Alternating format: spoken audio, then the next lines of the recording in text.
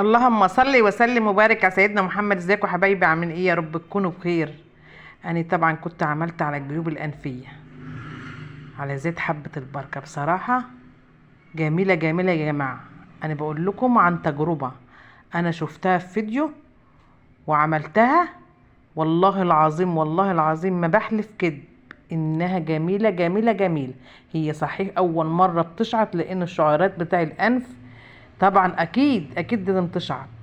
فوالله انا عانيت منها بصراحة.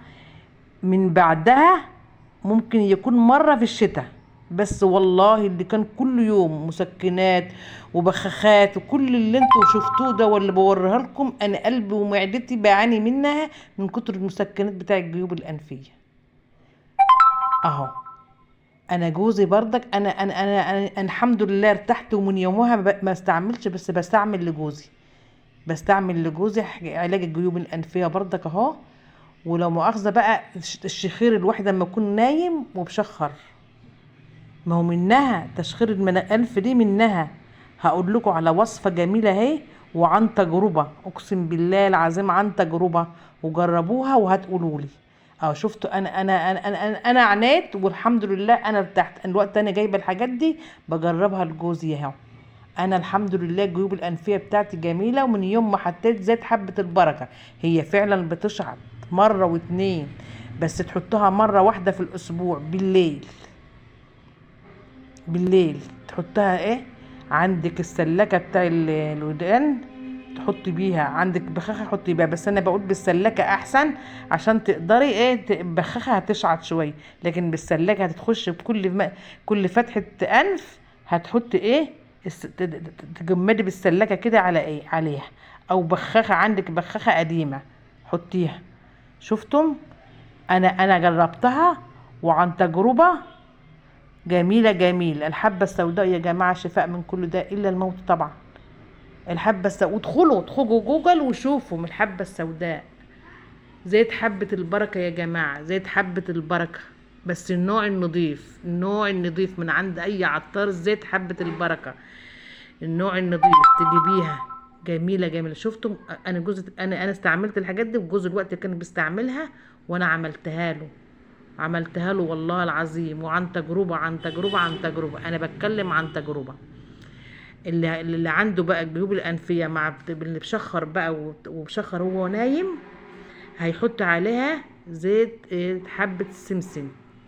زيت حبة السمسم اهي، زيت حبة السمسم هيتحط نقطة من دي ونقطة من زيت حبة البركة ونقطة زيت حبة السمسم، يتحطوا على بس نوعية نضيفة. وتحط بردك في كل انف وكل فتحة انف هتنقطي بردك إيه من زيت حبة السمسم وزيت حبة البركة. لو الجيوب الملتهبة بس مفيش تشخير، زيت حبة البركة بس. زيت حبة البركة يا جماعة، زيت حبة البركة. وممكن بردك تعمليها في ازازه زي دي لابليه كده صغيره، وتحط فيها وتحطها على عند مناخيرك. لو ما انتش حابه تحط جوه، حط عند مناخيرك كده، دعاكي البتاع اللي هي البليه دي، تدعكيها بيها كده عند مناخيرك. انا جربت شوفهم، انا بقى عن تجربه، انا بقولها عن تجربه، انا مش بتاع اكلات بقى، انا مش بتاع تجارب ولا حاجه، بس انا قلت لكم عن تجربه. انا اكلات يا جماعه ما بجيبش حاجات من دي ولا وصفات ولا حاجه من دي، انا بس بقول لكم حاجه استفدت منها. والله العظيم انا عانيت بالجيوب الانفيه، والحمد لله من يوم ما حطيت حبه البركه زيت حبه البركه وانا الحمد لله دلوقتي انا بجربها لجوزي. عملتها لجوزي اهو ما شاء الله الله اكبر، كان بشخر من الجيوب الانفيه. عملتها زيت السمسم وزيت حبة البركة، نقطة من دي ونقطة من دي، وتحط بالسلاكة في مناخيرك، هتمنع الشخير وتمنع التهابات الجيوب الأنفية. جربوها ومش هتندموا، مش هتندموا والله. أحسن من العلاج وأحسن من المسكنات اللي تعبت معدتنا، والله العظيم أحسن من المسكنات. زيت حبة البركة يا جماعة، زيت حبة البركة. أنا سألت عليها قبل كده، ما تخافيش او تخافي ان هي تشعط اول مره، لازم عشان الجيوب الانفيه ملتهبه، فلازم تشعطك، لازم تشعطك وتعاني منها. من بعد النقطه تحس النار وحرقان، ما هي ملتهبه، ما هي ملتهبه. فمرة واتنين ان شاء الله ما عادش هتعودي ليها خالص، من مرتين او من مرة واحدة. لو من مرة واحدة وارتحت عليها ما عادش تجربيها تاني. خلاص انا ارتحت من مرة واحدة، من مرة واحدة. صدقوني يا جماعة، صدقوني، وانا ما بقولش حاجة غلط، وانا عن تجربة. وجربي.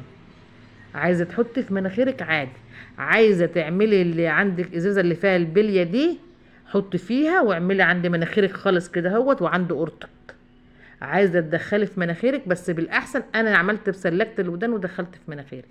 وتقوم شاربة بقى حبة شوية حبة البركة، 3 4 حبات حبة البركة مع الشمر، كوباية بالليل.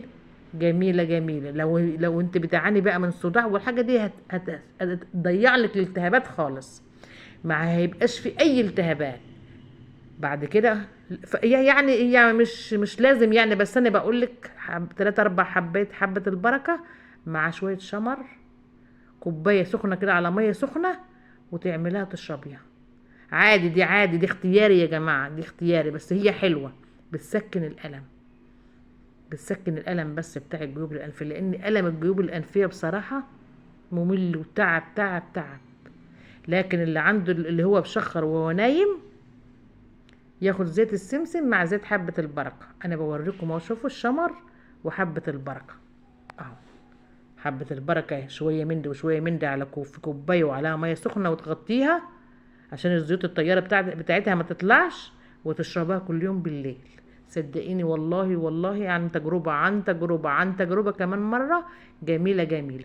وبعدي بقى عن المسكنات اللي تعبتنا معدتنا دي. والله انا معدتي ما عدت برتاح لما اخد حبيت معدة، لكن الحمد لله كل ده اترمى، كل ده اترمى. انا جوزي ما كانش عايز يحط، انا جوزي كان بياخد كل ده ومش عايز يسمع كلامي، ويقول لي خايف. لا انا خايف وفرحان قوي بالمسكن.